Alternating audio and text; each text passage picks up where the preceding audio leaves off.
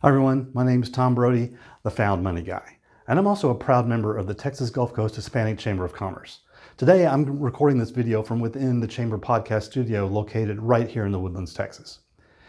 Sometimes when I talk to business owners about accelerated depreciation and the significant value it can bring to their business, I often get a blank look.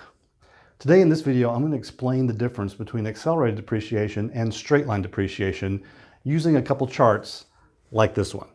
Now, the first chart is an example of straight-line depreciation.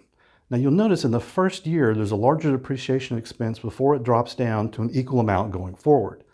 This increased amount in the first year is typical for equipment, furniture, and floor coverings that are easily identified and written off sooner because they have a shorter asset life than the total building.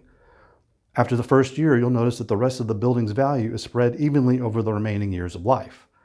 This is where the name straight line comes from.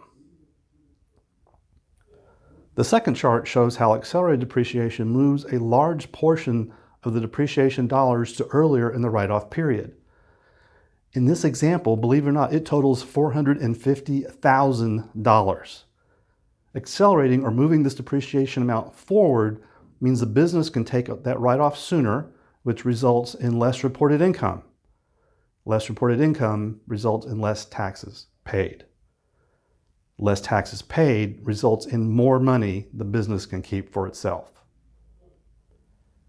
If we overlay the two charts, we see that while the amount of depreciation is very different in the first 5 years, by year 15, the accelerated chart settles into a pretty much straight line pattern as well. While the later years for the accelerated chart is a little less than the straight line chart, there is still significant depreciation expense left for the later years, even with accelerated depreciation.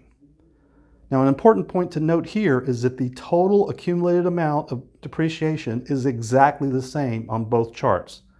The only difference is when it's recorded for accounting purposes. While accelerated depreciation may seem like a new approach, it's really a very logical approach. You're depreciating assets according to their actual asset life, not a standardized value. I hope this video has been helpful in explaining the difference between straight line and accelerated depreciation. If you have any questions, please give me a call or send me an email and I'll be happy to discuss them with you. Remember, it's your money. Keep more of it. My name is Tom Brodie and I am the Found Money Guy.